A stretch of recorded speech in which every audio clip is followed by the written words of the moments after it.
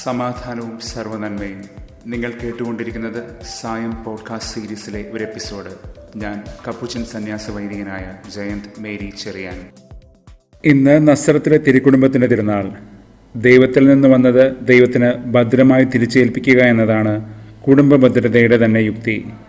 ഭ്രൂണങ്ങളെ കേവലം മനുഷ്യകാരിയായ പദാർത്ഥങ്ങൾ, substances of human origin എന്ന് മാത്രം ഇകഴ്ത്തുന്ന ഒരു പരിതസ്ഥിതിയിൽ യാഥാർത്ഥ്യബോധമില്ലാത്ത ലിംഗവൈവിധ്യങ്ങളെക്കുറിച്ച് വാചാലമാകുന്ന ഒരു പ്രത്യയ ശാസ്ത്ര പരിസരത്ത് നമ്മൾ കുടുംബങ്ങളുടെ അർത്ഥം തിരയുകയാണ്.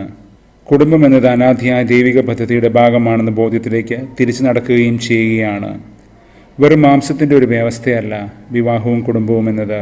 നാഥൻ നമ്മെ ഓർമ്മിപ്പിക്കുന്നത് പോലെ ആദ്യം മുതൽ ഇങ്ങനെയായിരുന്നില്ല. ഹൃദയകാഠിന്യങ്ങളുടെ നിറവേദിയിൽ നമ്മൾ ആടിത്തിമിർക്കുന്ന പിഴച്ച ചുവടുകളാണ് പലപ്പോഴും കുടുംബങ്ങളുടെ അപജയങ്ങൾക്ക് കാരണമാകുന്നത്.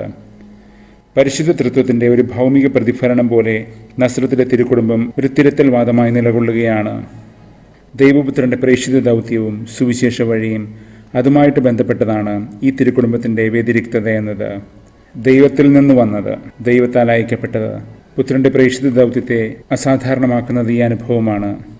അതുപോലെ തന്നെ ദൈവതാതിൻ്റെ തിരുഹിതത്തിന് പരമപ്രാമാണികത്വം നൽകുന്ന ഒരു ജീവിത ശൈലിയും ശുശ്രൂഷ വഴിയുമാണ് ക്രിസ്തീയ കുടുംബങ്ങൾ പ്രകടമാക്കുന്നത്.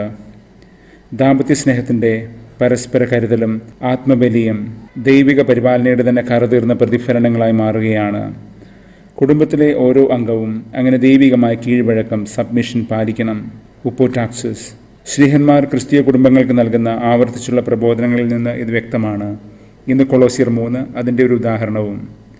ദൈവത്തിൽ നിന്ന് വരുന്നത് ദൈവം തന്നത് ദൈവത്തിന് ഭംഗിയായി തിരിച്ചേൽപ്പിക്കുക. ഇന്ന് ഹന്ന തൻ്റെ പുത്രനായ സാമുവേലിനെ സംബന്ധിച്ച് ചെയ്യുന്നതും ഇതുതന്നെയാണ്. 1 സാമുവേൽ 1. ബാലനായ യേശുവിനെ അവൻ്റെ മാതാപിതാക്കന്മാർ 3 നാൾ ദേവാലയത്തിൽ അന്വേഷിച്ച് കണ്ടെത്തുമ്പോൾ പരിശുദ്ധ അമ്മ തൻ്റെ ആശങ്കയും പ്രതിഷേധവും അറിയിക്കുന്നുണ്ട് ആ കുഞ്ഞിൻ്റെ അടുത്ത്. ലൂക്ക 2:41 മുതൽ. എന്നാൽ അവൻ തിരിച്ചുന്നയിച്ചത് കനത്ത വാഴ്ത്തല പേറുന്നൊരു ചോദ്യമാണ്. ഞാൻ എൻ്റെ പിതാവിൻ്റെ കാര്യങ്ങളിൽ വ്യാപൃതനാകണമെന്ന് നിങ്ങൾക്കറിയില്ലയോ എന്ന്. അറിയില്ലയോ? അറിയേണ്ടതല്ലയോ? അറിയാമോ? ചോദ്യങ്ങൾ അങ്ങനെ പല തലങ്ങളിൽ തട്ടിപ്രതിധ്വനിക്കുകയാണ്.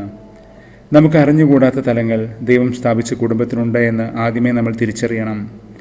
കുടുംബമാകുന്ന ഈ ദിവ്യരഹസ്യത്തിൻ്റെ മുൻപിൽ നമ്മൾ വിസ്മയത്തിൻ്റെ കണ്ണുകൾ തുറന്ന് നിലനിൽക്കുന്നുണ്ടോ എന്ന് കഴിഞ്ഞ ദിവസം നാം കണ്ടതുപോലെ portals of of and Mercy. അത് ശ്രദ്ധിക്കണം. കർദിനാൾ വോൾട്ടർ കാസ്പർ സൂചിപ്പിക്കുന്നത് പോലെ ക്രിസ്തീയ കുടുംബ വ്യവസ്ഥ എന്നത് ഒരേ സമയം അധികാരപ്രയോഗത്തിൻ്റെയും അടിമത്തത്തിൻ്റെയും നിരോധമാണ്. പരസ്പര വിധേയത്വമാണ് അതിൻ്റെ കാതൽ. ആരും അധികാരിയുമല്ല, ആരും അടിമയുമല്ല. അതിനാൽ തന്നെ ക്രിസ്തീയ കുടുംബ വ്യവസ്ഥ എന്നത് ഒരു നൈയാമിക വ്യവസ്ഥയല്ല. സുവിശേഷത്തിൻ്റെ ഭാഷാ സൗന്ദര്യമാണ് അതിന് പകരം. Gospel rather than the law. അതുകൊണ്ടാണല്ലോ ആദ്യം മുതൽ ഇങ്ങനെയല്ല എന്ന് പറഞ്ഞുകൊണ്ട് കേവലം നിയമനിഷ്ഠയുടെ പരിസരത്ത് നിന്ന് നാഥൻ അനാദിയായ ദൈവിക സ്നേഹ പദ്ധതിയിലേക്ക് വിവാഹത്തെയും കുടുംബത്തെയും തിരിച്ച് മാറ്റിപ്രതിഷ്ഠിക്കുന്നത്. രാഷ്ട്രീയ ജീവവിചാരങ്ങൾ, ബയോപൊളിറ്റിക്സ്, പിന്നെ സാങ്കേതികത, ഇവ രണ്ടും ചേർത്ത് എങ്ങനെ സമകാലിക കുടുംബധാരകളെ രൂപപ്പെടുത്തുന്നുവെന്ന് വിശദമാക്കുകയാണ് റൊമാൻസിങ് ദ സ്പേം എന്നൊരു ഗ്രന്ഥം. ക്രിസ്മസ് നാളിൽ നമ്മൾ ധ്യാനിച്ച ഒരു ഉപപ്രമേയം തന്നെയാണിത്, ബയോപൊളിറ്റിക്സ്. ഇന്നാകട്ടെ ജൈവ സാങ്കേതികത, ബയോടെക്നോളജി പറഞ്ഞറിയിക്കാനാകാത്ത വിധം വികാസം പ്രാപിച്ചിരിക്കുകയും ചെയ്യുന്നു. ഇവയെല്ലാം ചേർന്ന് ബയോപൊളിടെക് എന്നൊരു ചുരുക്കപ്പേരിൽ സമകാലികമായ ഈ ധാരണയെ കോറിയിടുന്നുണ്ട് ഈ ഗ്രന്ഥകാരി. ഇന്നത്തെ കുടുംബങ്ങളെല്ലാം തന്നെ ഇപ്രകാരമൊരു പ്രയാണ രീതിയെയാണ് അവലംബിക്കുന്നത്. കുടുംബങ്ങളെ സംബന്ധിക്കുന്ന നിയമവ്യവസ്ഥകളിലും സാമൂഹിക കാഴ്ചപ്പാടുകളിലുമെല്ലാം ഇത് പ്രതിഫലിക്കുകയും ചെയ്യുന്നുണ്ട്. മറക്കരുത്, വിവാഹവും കുടുംബവും എന്നതൊക്കെ അനാദിയായ ദൈവിക പദ്ധതിയുടെ അവിഭാജ്യ ഘടകങ്ങളാണ് എന്ന്. ദൈവത്തിൻ്റെ അഭിപ്രായങ്ങൾ ഇക്കാര്യത്തിൽ മറ്റെല്ലാത്തിനും മുകളിലാണ് എന്നും.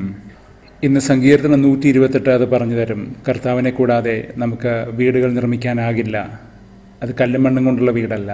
സങ്കീർത്തനം 127 അകമ്പടിയോടെയാണ് ഈ സങ്കീർത്തനം വായിക്കേണ്ടതെന്ന് തിരിച്ചറിയുമ്പോൾ ഇത് കുറെ കൂടി വ്യക്തമാണ്. ഹൃദയങ്ങൾ ചേർന്നുണ്ടാകുന്ന കുടുംബങ്ങൾ, അത് ദൈവം എന്ന പശിമ കൂടാതെ നിർമ്മിക്കാനാകില്ല തന്നെ.